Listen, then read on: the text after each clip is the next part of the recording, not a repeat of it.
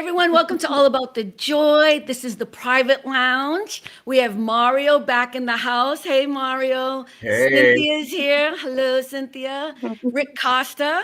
Blessings. How you doing? And our guest today, I'm so excited, is Dr. Dashia. Did I say your name right? Daisha? It's Dacia. Daisha. Daisha. I'm sorry. See, I've been saying I do this every time with all our guests. I just am horrible. I am so sorry, but it is such a pleasure to finally get to meet you. I always like to tell people how we connected, and we were both in a grant making funding thingamajig. I don't even know what the right thing to call it, but I made a huge mistake. Everybody in our audience knows because that day that I decided to quit, I came out on the live show and I'm like, I had to quit the grant making. I was so upset. But what was beautiful about the process, and I'm so grateful to you, is when I decided to leave, I left a note on the bulletin board. Is that what it is? The bulletin board to let everyone know that I was walking away and that I wished everyone well or whatever. And you were one of the first people who reached out to me and you were so comforting, you were so kind. And now I realize that's your whole brand. Like, That's who I you am. empower people. You are someone who is so passionate about help lifting people up. So welcome to the show. And I just want to say I'm so grateful to meet you. I'm so excited. Thank you. I'm excited to be here. Yeah, when I saw your note, I was like, oh my God, I know that must have been difficult to do, but so brave. And I admire that a lot. It's so brave, to walk authentically in where you are in life. And so I had to reach out. Can you tell us a little bit? I mean, your story is amazing, and all of them are going to ask you questions after I get off my little, beginning thing of like gushing and loving and whatever. But can you give us a little bit about your story that is so powerful? The whole 72 and your PhDs. Can you just give us the little synopsis of that? Sure. So I am just a regular girl from the city of Miami. I grew up in the projects, only child. Well, so I thought until I was 32. Mm. Um, Been there. Welcome to the party. only We've been there. child. Welcome, welcome. Yeah. Raised by my grandmother because the crack epidemic, the AIDS epidemic had really kind of overtaken my mom, and I was raised by my grandma. And when my grandmother passed, I ended up in foster care. Navigated through 72 foster homes until I got out on my own at Can I 18 can with I my two interrupt? children. Can I interrupt you there for a moment? Because I just want Sure. to express, as someone who's also experienced a tiny bit of what you went through, someone going through 72 foster homes as a child, that is, first of all, it's not normal for any child to go through foster care, number one. But 72, I want to just throw that out there to make sure the emphasis on that. Yeah, 72 homes is a lot. I must say I ran away from some of those homes Mm. because you could just feel the vibes from the moment you walk in, like, yeah, I'm not gonna be here long. I'm going to school and I'm never coming back. Right. And some of them were like that, and some of them I felt like I had to escape, from those homes because there were things that happened to me in foster care that never happened in my home at I'm so home. sorry. Yeah. I feel like honestly the most trauma probably happened in foster care. Mhm. And sometimes, that's how it ends up being, especially when you go through so many homes. But I didn't know I went through that many homes until I aged out. Right. And I went and I got my blue jacket. It's what they Yeah. called it, your file. Yeah. And I saw it's like having an outer body experience, reading about the life that you lived. Yeah. And I'm from someone else's perspective, right? So I'm reading about my life from multiple people's perspective, and it was interesting. I learned a lot about a lot about myself at that time, and I've just been on this journey to heal, and not just heal me, but to help other women who have gone through even just a snippet of the things that I've gone through. So that's my And goal. And I swear I'm gonna stop talking. Like I almost wanted you all not to come on the show so I could. I know I am though. I'm gonna be really good because you're all here. You were all supposed to tell me we can't make it, so I can just be with her by myself. That was. Well, I can leave. I can always leave. No. I just want to just one more thing though. So here's the thing though. You went through all that and you have 2 PhDs. You don't just have one. And it's so important. And this is what I'm going to say is the last part. And I'm going to let my people do their thing. Is just this. I don't want to get upset because or sad or whatever, but we always hear about the tragic, horrible, sad stories of people who don't. That's what you see in the movies. You see all the bad things. We don't hear about all the wonderful people who make it through and excel anyways. And I feel like part of what I learned about you and just reading all about you on your website is we don't lift up enough people who make it through and then become so successful. So I'm just so grateful to meet you. All right, go ahead, everybody. Okay, I got to chime in on top of that. For most people in America who don't have PhDs, only 3% of Black women in the United States only have one PhD. But so can we just applaud you for having multiple PhDs? And on top of that, your undergrad plus your master's degrees. And I heard that you said if they would have kept paying, you would have got a law degree. Is that right? I would have kept going. Yes. I know that's right.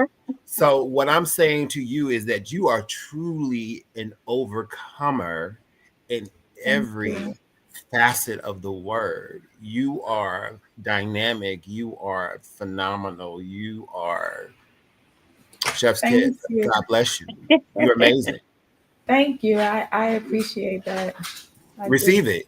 Take it in. I do. I received that. And that's something that I'm working on. I really am intentionally working on receiving love, receiving attention and praise. Like that has been a struggle for me, honestly. And so I'm really doing my best to like really receive it and live in that moment. Because that has been really hard. That's been a thing for me. Yeah. I think that's hard for a lot of people in general. We're not used to taking compliments and good things happening to us because the world we live in is just, just a tailspin. But, especially someone who's been in the foster system and 72 of them at that, it's like you see the good and you see the bad. And it's so hard to take any type of compliment. So yeah, thank you. Yeah, it's hard. I didn't realize it. I think I began to realize it in my previous marriage, where it's like, oh, you don't ever trust that people really love you. Like you don't trust that people mean what they say when they compliment you or when and you don't see yourself how other people see you. Because I was in this business and I would walk into certain rooms and people would be like, oh my God, can I take a picture with you? And I'd be like, what's wrong with y'all? Like, I'm just me, right? And I didn't understand that. And it took someone to tell me that. She's like, it offended me that you didn't realize who you were. And I was like, oh. Yep. Well, I agree. I agree with I love on women who are so brilliant and amazing. Y'all saw me with the other interviews we had, and I'm inspired by you. And I would get offended if you tried to push it away, but you didn't. You're taking it in as best you can. I got you. But you are. It's so nice to meet people that, and I say this respectfully. Most people don't impress me that much. They just don't. Excuse you. Excuse you. I didn't say you, Mario. Okay, but I'm just making sure you ain't talking about me. I just got to make sure you clear the air. But I think it's pretty. I mean, we're gonna do the gushing for like another 5 minutes. We're gonna let Rick jump in on it, and then we're gonna ask you some questions about what you do. Okay. Go ahead, Rick. So after watching many YouTube videos of yours and many thread videos of yours and Instagram videos of yours, I'm like, you know what? This is the classic example of you cannot keep a good woman down. You might knock me down, but I ain't staying down. You always get up no matter what. And you have been through it. What? I'm like, no, what? That happened to you? And that happened to you? I'm like, oh my God. But you get up every single time. And that alone is enough to make me say, wow, like you are amazing. Wow. Thank you so much. Were you expecting all that? Yeah, I was not. I didn't know what to expect, but I definitely was not expecting that. And if I could blush, I'd be super blush. You blushing? We blush. It's just a little darker, but we blush. It's there. Them cheeks is beaming. I really appreciate that though, and I am taking it in. Because it's those things that, like, on those days when you don't have, and I teach this to people, it's so crazy because I teach this to people, and when I always tell them I'm teaching you, but I'm really talking to me. Like on those days, I have this jar here that's called that says count your blessings, and I just put sticky notes in it every day, something that I'm grateful for, or I'm proud of myself for, or something, because you don't feel like that every day, right? And when people do give me compliments or say I've helped them in any way, I screenshot it, I put it in a little folder, because on those days when I'm not feeling like Dashia and I'm not feeling like I am who I am, I use those things to remind me so that I don't go too deep into that. And I'm able to use, the great things that other people have said to help pull myself out of it when I don't have it in me to pull myself out of it. So thank you guys. I appreciate that. You're the quintessential example of I can show you better than I can tell you. That's kind of sort of my motto. Yeah. That's what those 2 PhDs are about. Right. They weren't for me. And I tell people all the time, like, because I have 7 college degrees, right? And people ask, why you got so many degrees? You got 2 bachelors, 2 masters, a specialist, 2 PhDs. And I'm like, you know what? For one, I'm really good at school. Because I like learning. It was the one thing that my grandmother, when I was 6, my grandmother bought me an encyclopedia set. Or you were going to learn if you didn't do anything else. She didn't care what was going on. The little man would come to the house every month and bring another encyclopedia and get his payment. And it was like the insurance people. Like, it was a faithful plan. And I had to read a certain number of pages every day and write a certain number of things every day. I was in the spelling bees. And like, the one thing my grandmother said to me, she said, there's a lot going on around you. I know you've seen a lot. But if you could just finish school, you can make it out of here. And so that's the thing I held on to, because I did really well in school. I always excelled. And school was kind of easy for me, but it was an escape for me as well. It was that place I knew that I was good at. I didn't second guess myself in that area. And so I just did it. But when it came to my college degrees, it was like, you guys already created this whole narrative, a story, what my life is going to be. Right. So I'm going to show you. I'm going to show you the difference. I'm going to show you better than I can tell you. And so they weren't really about me. None of those degrees were about me. It was about saying, hey, see my worth, see my value, see, that I am a good person, a person, worthy of love. It really wasn't about me. Well, when did you decide, or when did you know that you were, you talk a lot about purpose. When did you start that focus? Was there a light bulb moment, or was it something gradual? It was, I remember it so clearly. I think I was like 29 and I was a principal. I was the youngest principal in my county. Of course you were. It's kind of what I'm about. Of course you were. Yeah, I was the youngest teacher, in the state. I think I started teaching, like full-fledged teaching, with my certification at 18, because I did dual enrollment in high school, and I had a bachelor's, and so I was teaching, and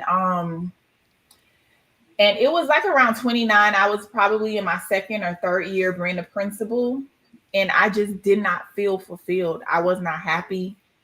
I had 3 kids. I was in the process of adopting my former foster sister's daughter. And so, and having my first grandchild at 29. Wow. And so I was not happy. I did not feel happy. I didn't feel fulfilled. It's like what looked like success to everybody else and what I should have been feeling. I think I was engaged at the time. I just didn't feel happy. And I was like, it has to be more to life than just this. Like, I'm still financially struggling. You know, I got a nice car, I got a nice house, but like nobody ever taught me financial literacy. So at that point, I'm still making crazy money decisions. Right. So I'm stressed out about that. And then my oldest daughter was like, it was a lot happening. And I just said, God, you know, something gotta happen. And I don't mean to get religious, but that's where I had to go I had to figure it out. You don't have to apologize for going religious. We have a pastor in the house over there. We have a pastor in the house over there, so don't worry. And I grew up as a Jehovah's Witness, and so it's weird because I was like, I had already made the decision. Oh, I'm not going to heaven. They talking about 144,000. I do too many bad things. I'm never gonna make it. I'm never gonna make it. So I have written it off. Well, nobody's gonna make it. I have written it off, but you know, when you go through foster care, you go to a lot of different churches. You experience whatever they believe in. That's where you're going. And so I experienced religion on almost every level. Almost every level. And I'm grateful though for that, because then I was able to make a decision for me, not just what someone else believed. And now I grew up that way, and that's what it is. And so I just went to my creator and say, you know, this is not working. I don't know what's happening, but I don't feel like how I think I'm supposed to feel. I'm not feeling it. I just remember like just starting to, I've always journaled. Journal was my way, you know. As an only child, you ain't really got much. You got a pen and the paper, and you know, that's what you do. And teddy bears. And so I journaled. And I just remember journaling and asking questions and writing answers and not feeling like those answers were my answers. They were definitely my questions, but not feeling like those were my answers. And it took me down this really long journey. And at the end of it, during the journey, I didn't know what I was doing. I just knew I was just trying to write my way out of wherever I was. And at the end of it, when I look back and I was like, oh my God, I feel like I'm doing something that I'm supposed to be doing. I left the school board. People thought I was crazy. Like, you're going to leave a for sure job and start a nonprofit, and you're going to write grants and do this. And I'm like, yeah, that's what I'm going to do. And they're like, you're crazy. And I'm like, well, you know, this is what I'm going to do. And the first grant I wrote, it was $700,000. And I wrote it sitting on my bed. That's and amazing. I'm like, yeah, this is what we're going to do. Can you write a grant on me? I mean, you know, a brother need a, you know.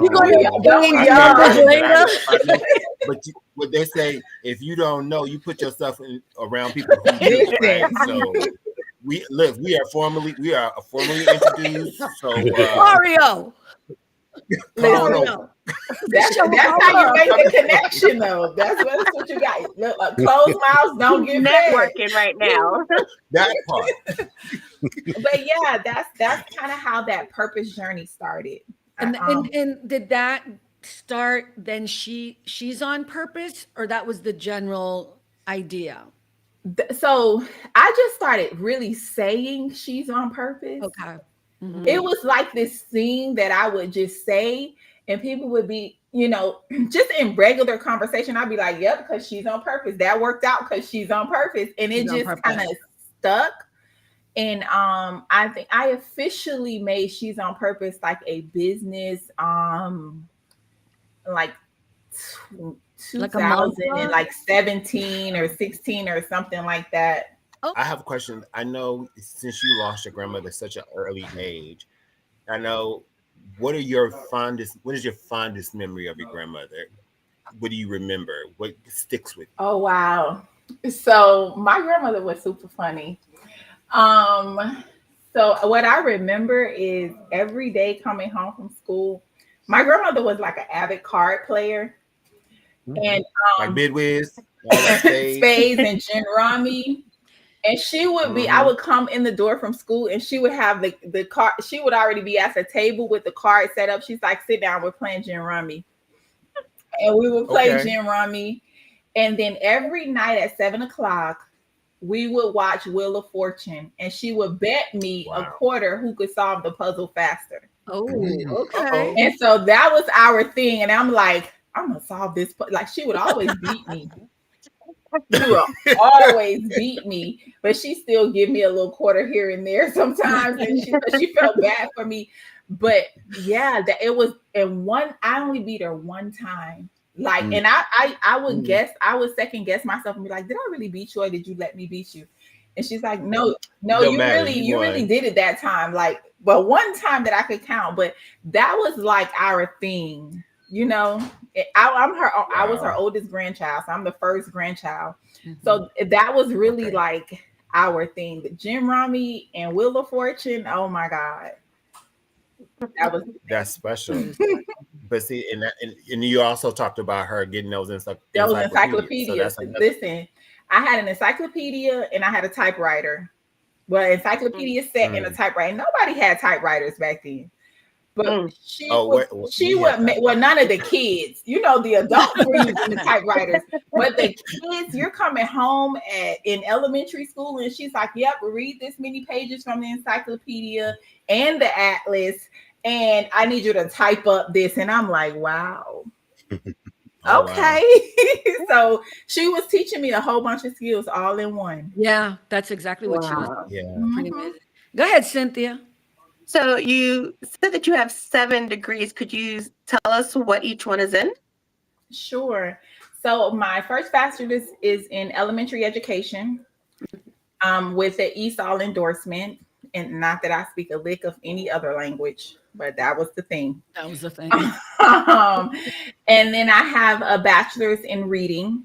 I have a master's in reading, a master's in exceptional education. For students of varying exceptionalities. And then I have a specialist degree in varying exceptionalities. And then I have a PhD in educational leadership, and then with a specialization in special education. And then I have a PhD in organizational leadership with a specialization in nonprofits. Come on now. Amazing. Yep.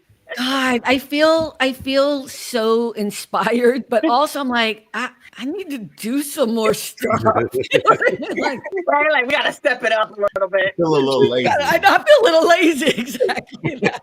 You know what's weird is I don't really use any of those degrees right now.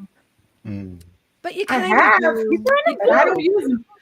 I mean, I have a PhD. It helps, you know, especially on my books and things like that. But like actively working in the field of like, not even using them. Yeah, but it's kind of like, why do we learn? Like, why do we learn math? Right? It's not like we're all sitting there every day doing 5 + 5 = 10.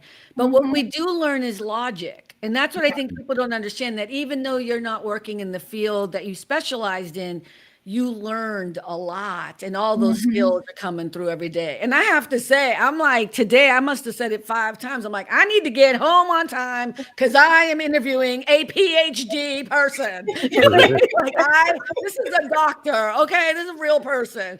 So it's working. It worked for me with all those degrees. Well, thank you. Yeah. So yeah, no, we're not. I was actually early. I what know. are you talking about? That made me early. I'm late. I'm always late. So he was on it today. So first of all, I need somebody to hurry up and make a movie about your life because people need to understand that part. Wow.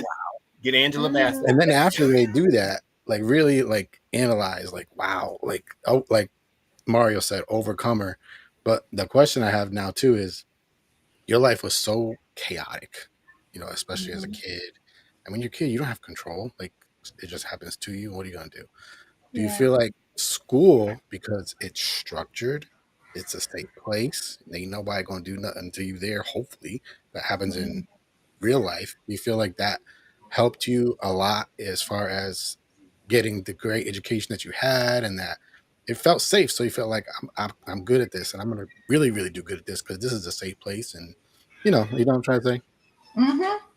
I did. I felt like school really was that place, right? It was a place I knew I was guaranteed to get a meal. Mm-hmm. I was guaranteed to have people that like poured into me positively. You know, nobody was talking about what's picking at me, you know, at least not the teachers and things about my mom being on drugs or seeing my mom or where they saw her, or, you know, I wasn't worried about that in that space. And then honestly, in elementary, I had this principal. Her name was Dr. Young. She's passed away, God rest her soul. But Dr. Young like really like took me under her wing. And she had, I remember she asked my grandmother, I was in the 5th grade, I was doing spelling bees, and they had me in the spelling bees at school, and then we had to go to like the regionals were at Barry University, which happened to be the college I end up going to. Wow. And I won there. And then we went to Washington. And so she like, you know, took me under her wing and during that process, and she asked my grandmother, she's like, can she spend the summer with me? I remember in 5th grade. And she took me to her house for the summer. And it's the first time, like I had seen Out of the Projects before, but not like this. It was like a predominantly minority neighborhood, big houses. You know, I grew up in Miami, so this was like down south, like an hour away from us, which was like in our mind where the rich people live. Where the rich people live. And so I saw like homes, and I saw like people living in huge homes that looked like me, right? Nice neighborhoods. And she took me to all these things that summer, I remember. And that was the first time I remember saying, oh, I could have a different life. Like that gave me hope, that let me see something else different. And she really kind of kept me close, right? Even when she left the school and I went off to middle school, and we lost touch when, of course, when I went off in into foster care. But you know, the world is so it's so interesting because I ended up meeting her best friend's son, getting engaged to her best friend's son, and her best friend was a teacher. And I when I became a teacher, like maybe like 6 or 7 years into my career, I ended up being a teacher at the school where she was principal at. Wow. So she was my boss, she was my principal, and I was engaged to her best friend's son. And so it just bought everything full. And I talked to her, and I'm like, you don't even understand how so much of my success right now I owe you. Because she was really one of her and my 4th grade teacher were really the only people that kind of really took me under their wing to show me different things. But her, you know, more, because she took me for a whole summer, you know, and really like I saw, and I went to so many things that I had never seen before. She took me to a ballet. She took me to all types of things that I can never get out of my memory. But she was the one where I knew, like, okay, I can have a life outside of what I see day to day. But when did you decide to write those books? Who are they for? And let's talk more about your business now. Let's talk about how your whole story has now brought us to the place where you are inspiring and helping others to be their best selves, you know? Got you. So Girl, You're the Shit, you wouldn't be able to read that because it's not even out yet. When is that coming out? That day has gotten moved so much, but it'll be out before the year is over. Well, you know what? We're going to have to bring you back when that comes out so we can promote that book on that day. So so let's talk about your other book then. Is that available? Yes. So I have, so Girl, You're the Shit is actually going to be my 8th, I think, published book. Okay. Come on, So Ava. the first book that I actually wrote is called She's on Purpose, and it was really just like a guide, a kind of self-assessment to help women kind of figure out where they are in understanding their Right. purpose. Is that on? But that's on your website that you can. Yeah, that one's on there. Okay, so I'm not crazy, people. Okay, You're not. There is a book. Okay, because Girl, you're not. And the Girl You're the Shit book, that's on there for pre-sale as well. So that's probably where you saw that at. Great. So everyone should go on and purchase that. Yes. Okay. Yes. And so everybody that actually purchases that book before it is officially published, they'll get a form. So their information, they'll get like a spot where they can put their name and their business or whatever, and it'll be published in the back of the book, so that people will be able. So it's kind of like free advertising for those people. Well, and that's also at the website. Carmen, it's going to be Dr. Dr. I'm gonna mess up your name again. It's okay. Dashia. You know why? Because I've been saying it in my head all this time, because we've been talking for what, 2 months now, trying to get this together, right? And in my head, I'm like, Dashia. well, because that's how my mother phonetically spelled it. So as a reading teacher, you're absolutely right. Thank you so much. But it's DRDASHIA.com. Let me do it again for the audio. DRDASHIA.com. So please go and visit that website. She has free downloads that are really helpful. I did one of them. Oh, look, so yeah, visit the website. Please purchase the pre-order book, right? And we're going to have you back for that as well. Okay. Let's talk about the business part of this. So She's on Purpose is about helping women, crush their limiting beliefs, uncover their purpose, and be able to live authentically in that purpose, whether it's building a life or a business, just in who they were authentically created to be. And so I help them through that in many ways. I have a community that She's on Purpose Academy, where they can flow through several courses that I've created about crushing your, working through and crushing your limiting beliefs. I have a research-based 6-pillar process that I've used for many years. I developed and researched with over 3,000 people across the U.S. to show its effectiveness in helping women really understand what their purpose is, and then how to begin to build from that. So we do that through the academy, through the published books that we have, and some one-on-one coaching. I try not to do as much one-on-one coaching anymore because it's very consuming, but through the coaching as well. But mainly right now, really through the book. The first book that I wrote was that She's on Purpose 1, which I tell people that's the worst book. Don't buy that. Don't buy that book. It was better done than perfect. And so it was done. But the next book was a meditation journal, really, because one of the things that I try to teach women is that, you can pray and pray and pray, but at some point you got to listen. Mm-hmm. You got to listen for the direction that you're asking for. You got to be able to, and then to write that down, right? Because we can't remember everything.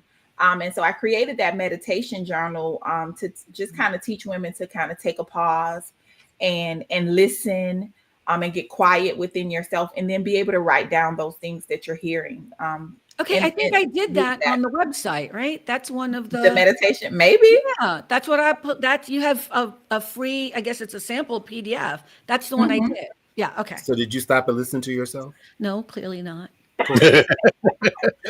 I was doing research for my interview, but you're not doing this only for money. We need money to survive, but this is passion for you. This is in your heart. I can just see it in your writing.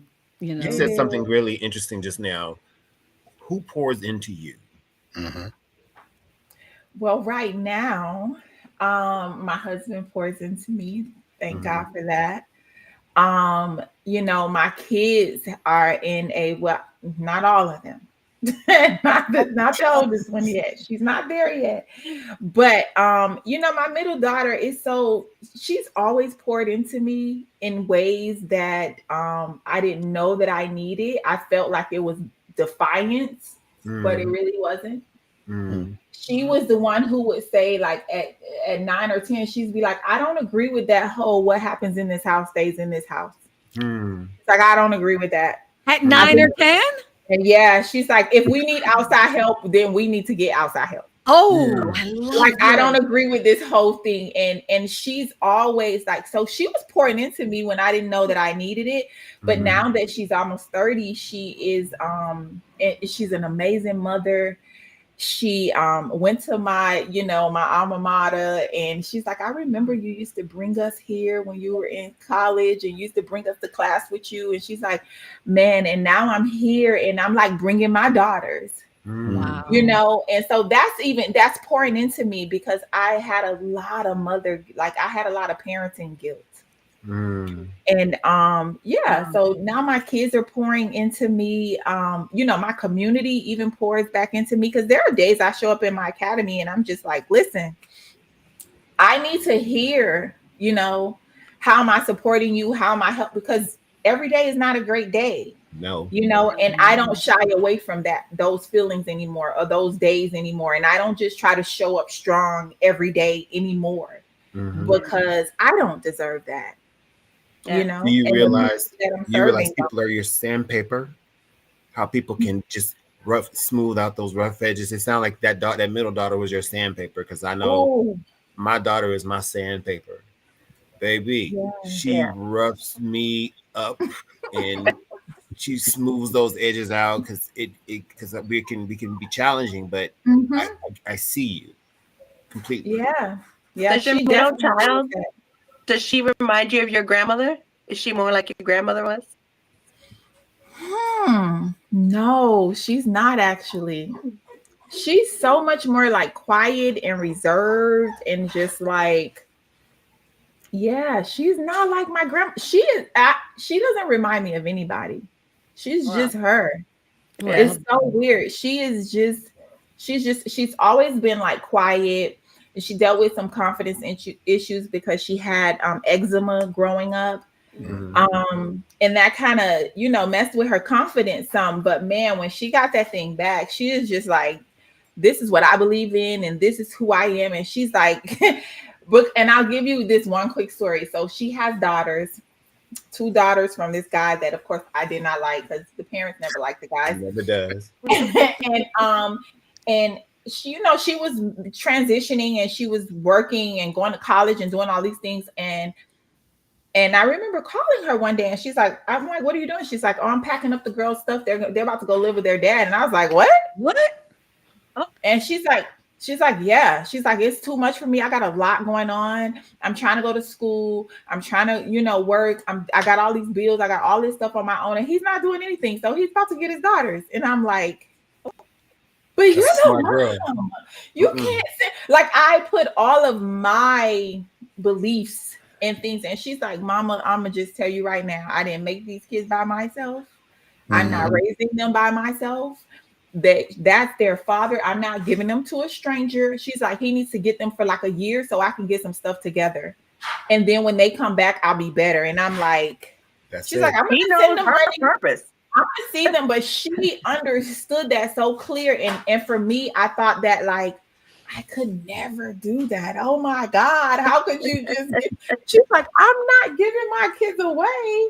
But they're just gonna go live with their dad. She's like, what's the difference? The weekend or a year? What's the difference? It's not a difference. And I'm like, wow. I thought that was so brave, mature of her and brave of her, and just she stood in her own. And she's like, this is what I believe. Like, we have to do this together. And if I don't have the capacity to do it right now, then they're his responsibility too. And he can do it. And she didn't feel a way about it. She went to school. She worked 2 jobs. She finished that degree, and then she got him back, and she's like, okay, now we gonna I'm a homeschool, and I was like, I couldn't even imagine. I love it. But she's always just been her own person, very like solid and strong in her beliefs. And even if she believes something today And next week she decides she doesn't believe in it, she'll tell you. She's like, yeah, I don't think like that anymore. She's like, I did last week and that was fine, but not anymore. So, I really appreciate that about her, because I never had the confidence to do that. I was very much a people pleaser. Very wishy-washy, like whatever you was, okay, that makes you happy, I'll do that. That makes you happy, I'll do that. And she's like, you ain't gotta like me. You gonna respect me though. Hey. That's great.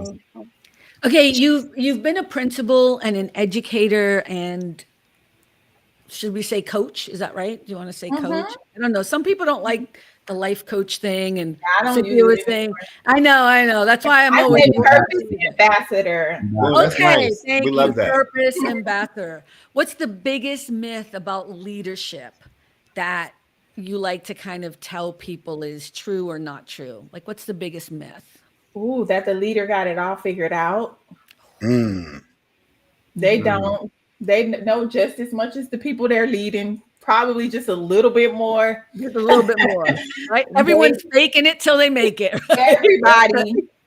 I almost lost my job as a principal the first year I was a principal.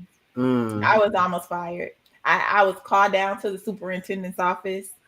And it was the scariest thing. And he's like, well, part of your job is making those teachers do their job. Yep. And I became principal of a school where I was teaching at. So I was teaching there for a while. So me and the teachers were friends, basically, like we're colleagues. And then I became principal. So now all of a sudden I have to switch that colleague hat to now I have to hold you accountable. And remember, I was a people pleaser. Yeah. And that was very hard for me to do. Oh, you don't have your lesson plans? Oh, okay, I'll give you another week. Knowing the district is saying we need this by this day. So I'm late on my things, not because I don't have it together, but because I'm waiting on someone else, or I've given. And it was bad. It was, that first year was bad. And when that superintendent said, yeah, we're gonna you gonna take a leave for a little bit. And you need to figure out if this is really what you want to do, because if you're telling me you're not, and I was the one where I'm not going to throw my team under the bus, so I took all the blame, and that wasn't good. He's like, we did not, you weren't showing up this way during your training. You weren't showing up this way before when you were at another school. It's like now you're back at this. Like this is a whole other person I'm seeing.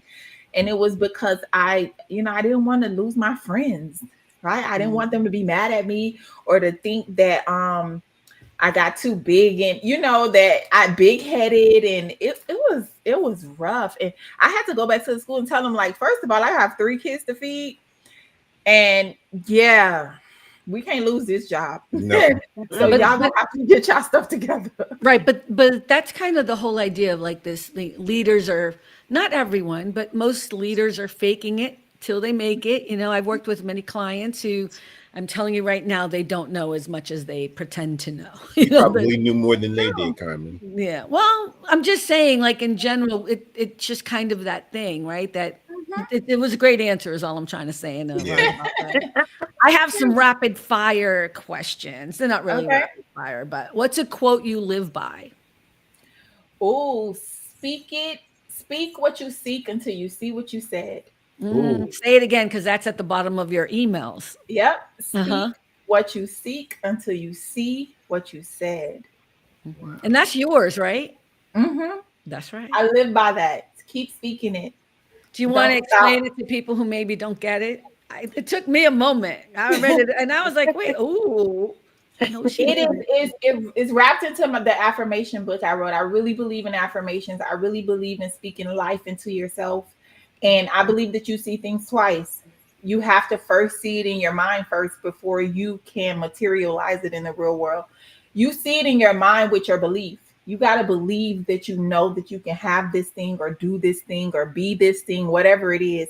And you just keep saying it until it materializes. I want $1 million. I see $1 million. You just keep speaking it. And it's funny, like, You ever thought about, it's like that theory. I forget what it's called now. It's crazy. Dang, I forget it. It's a 3-letter acronym, starts with an R. But you ever notice, like when you say you want something, all of a sudden you see it? Like you say, oh, I want this car. And then everywhere you go, you see this car. Yeah, everybody has the same car. It's your subconscious way of saying, I'm going to give you what you desire, but you got to really believe it, and you got to really keep seeking it. And so that's I really believe in love that quote. That's really good. And I love that it's yours, because I did a little Google search. I'm like, that's hers. Because you have it in quotes, but you don't have your name next to it. So I was like, but it's hers. Okay. I thought that was a little too pretentious. So I don't think it is at all. I don't think it is. I think you should put your name on it. I think you should. What's one thing you wish more women knew about themselves? Oh, that they are the SHIT. They are. They don't need to go find it anywhere else. It's already in them. What does that mean exactly? Can you give me some other words? Sure. So you know, SHIT is an acronym, right? It's self-sufficient, hardworking, innovative, and triumphant. Come on now. And I believe that all of us are that. All women are that. You know, we most of us love a man to do the man thing, but we are self-sufficient. We can do it if we need to. I'm sorry, you said the man thing. You know, I don't want to take out the trash. I don't want to pay off the bills if I don't want to do those things. Like, you know. I understand. It was just funny. but we can if we needed to. You know, and so I think that sometimes we look so much outside of ourselves for validation and for things. And if we just realize that we're already that, we don't need to look for it. Can you say what the acronym means again? Because when you first said it, it cut out. That's why. Sure. It's self-sufficient, hardworking, innovative, and triumphant. That's brilliant. Okay. So you guys are the shit, basically. Basically. What's your superpower? My listening skills, I think. I listen very well. I didn't always have that. I feel like I can listen to and I can hear the things that people are not saying, and be able to speak to those things. Ooh, like you're intuitive. Very intuitive. Very much an empath. I can walk in a room and feel and see and I let that guide me. Even if I walk into a crowded room, I let that feeling guide me to who I speak to, and how. Right. I really think that's my superpower. I know that's my superpower. What's one thing you're working on right now that lights you up? Oh, so that book is one. Girl, you're SHIT. That is, it lights me up and it scares the heck out of me. And I say that because I've been writing this book / journal, because really it's not a book about my life. It's really a journal to help women be able to discover themselves again, empower themselves, and then heal. And so I've had to go through that journey as I write this book. And so it lights me up because all of the things that I'm getting through that healing process, because I'm on the last end of that, I'm loving who I'm discovering in myself. And so it really lights me up. The way you just said it too, I don't know, like, right? It's like just the shine or something just came through when she said it that way. Do you guys have any more questions? Any last questions? I was going to bring up a story that you told that it's not funny. Like in the situation wasn't funny, but in hindsight, I can see how somebody could think like it's a little bit funny. How your aunt came over and ate the food, and your mama went off on her and said, "You ate my baby's food." And my mama was mad. Okay, you have to tell us a story. Loved you, rather. Your mama really loved you because she went off on her. Yeah, we have to tell everyone the story. So my mom and my aunt were like really best friends, and I love my aunt to death. Like, But my aunt was, and I always tell people this, I've never seen a fat like crackhead ever. But my aunt was one. Like, it didn't matter how much drugs she was on, that lady did not lose weight. And she would tell me, she's like, I'm not spending my last $5 on crack. I'm gonna go get me some food. And so I remember this time my mom had bought, some things to make for me for breakfast the next day, a dozen of eggs. I remember it so clearly, it's crazy. I remember Garcia sausage, and they only came with like 8 in the box, and a half a loaf of bread. And I mean, a loaf of bread. And we got up that morning. I just remember hearing my mom like screaming, like, you ate my baby food. And da, da, da, da, da. And I came downstairs, and my aunt had literally cooked 6 eggs out of the dozen, 4 of the sausages, and ate like a half a loaf of bread, like all by herself. Ooh. Oh my God. My mom was losing it. And so my mom is like tall and slim, and my aunt is like short and chubby. So total opposite. And my mom was like, she was losing her mind. She's, you're gonna go find my baby some food. You're gonna go get like, it was a full-blown argument. And I say it's funny because in hindsight, that's the day I found out that my mom had AIDS. Because my aunt got so mad that she blurted it out in the fight. But yeah, they were like, my mom had got so mad, she put a pot of boiling water on the stove, like she was about to throw water on her. Like, that's how mad she was about that food. She should have made some grits. It would have really been on. Listen, my mama was mad about that food. She was like, you're gonna go find my baby some food, like you're gonna replace it. She was really upset. Yeah, I never seen her like that before.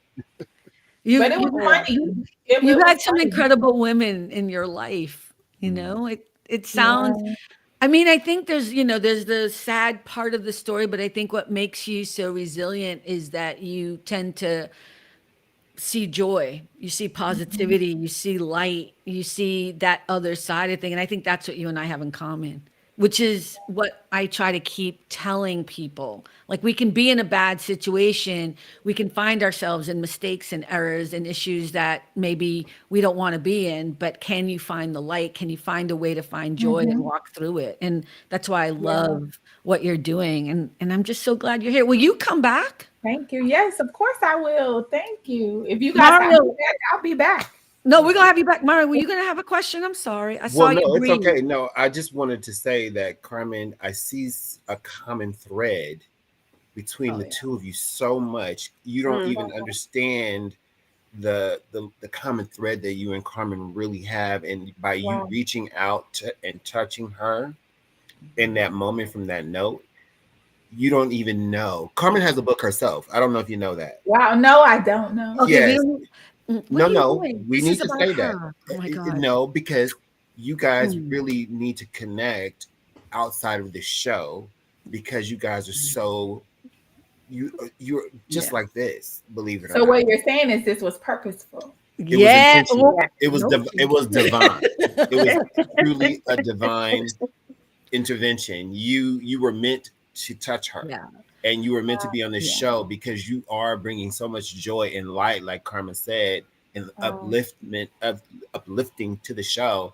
And this show is called All About the Joy. And you are the perfect definition of what All About the Joy is, truly.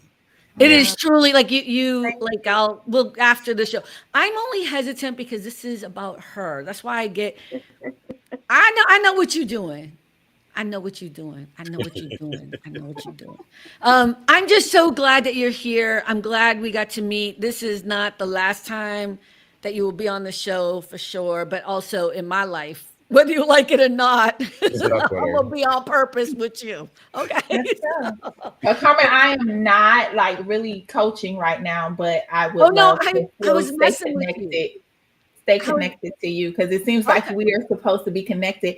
And one of the things I keep a puzzle piece, and that's really big for me, because you don't know who you're supposed to be connected to, right? And if you don't live authentically in your purpose and doing what you're supposed to do, think about a puzzle piece. It has 4 sides. There's things that's never going to be able to be complete because you won't play your part. You won't put your piece down. And so, yeah, I don't think that this was by accident. So I would love to stay connected, because Mario seems like he knows what he's talking about. I really do. I don't have a PhD, but I do know what I'm talking about. Because I am intuitive. Now that I can say that I'm very intuitive. I've always been that, because you don't know my story. And if you knew my story, you know why I say what I say. And I believe that's supposed to happen. This was supposed to happen. This whole interaction was supposed to happen. Yeah. I'm grateful to have met you myself. And, you know, God bless you. Thank you. Thank you all for this. Thank you. No, it was so much fun. And so inspiring. And I feel like we need to do another. I feel like we can do another show and just have a whole this other needs to be a conversation. part Just 2. the beginning, yeah. But thank you for being here, everyone. Please go check out the website, Dr. Dashia, right? No, Dashia. Dashia. I'm never gonna say it right. You know what? It's gonna take like. It's okay. Think about day, like daylight, and then Sha. Dashia. This is good because I think what's tripping her up is the I. Right. Saying it without the I in her name. But you know what's so weird too? It's because I've been saying it this whole time that way. I am one of those people. I repeat, you know. Yeah. But go check out the website. We're so glad that you were here. Thank you for taking the time. And remember, everyone, at the end of the day, it really is all about the joy. Bye, everyone. Bye. Thank you, guys. Thanks for stopping by. All About the Joy. Be better and stay beautiful, folks. Have a sweet day.